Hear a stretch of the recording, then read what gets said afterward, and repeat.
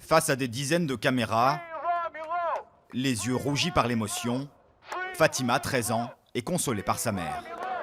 Cette collégienne américaine, née aux États-Unis, est au cœur de l'attention médiatique depuis l'arrestation de son père, un Mexicain en situation irrégulière, embarqué par la police de l'immigration de Los Angeles, sous les yeux de Fatima. La voiture de mon père était là, une voiture de police était là, derrière. Et celle qui a arrêté mon père était juste ici, devant. On lui a demandé de sortir de la voiture et ils l'ont menotté et ils l'ont emmené dans leur voiture.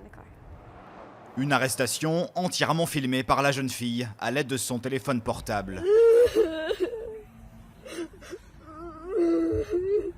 J'ai essayé de leur demander pourquoi ils emmenaient mon père, mais ils m'ont dit qu'ils n'avaient pas le droit de me répondre. Ils ont traité mon père comme un criminel. Ce n'est pas un criminel, il travaille dur.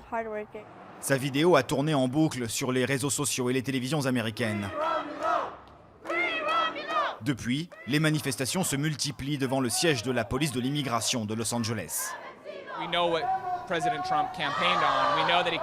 On sait que Trump a fait campagne sur des positions racistes et haineuses envers les Mexicains, envers les immigrés. Il a brisé les chaînes de la police de l'immigration. On a l'impression que les agents se sentent plus puissants maintenant.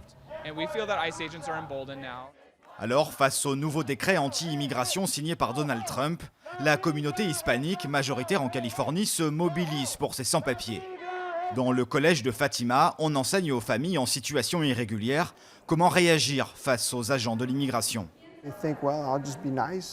Ils se disent qu'il suffit d'être gentil et de coopérer, mais ils ne réalisent pas que souvent ils sont piégés en signant des documents où ils renoncent à leurs droits.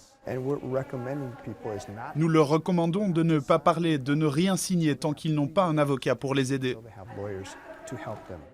Ces parents d'élèves, illégaux pour la plupart, préfèrent rester anonymes. Ils veulent à tout prix éviter une expulsion.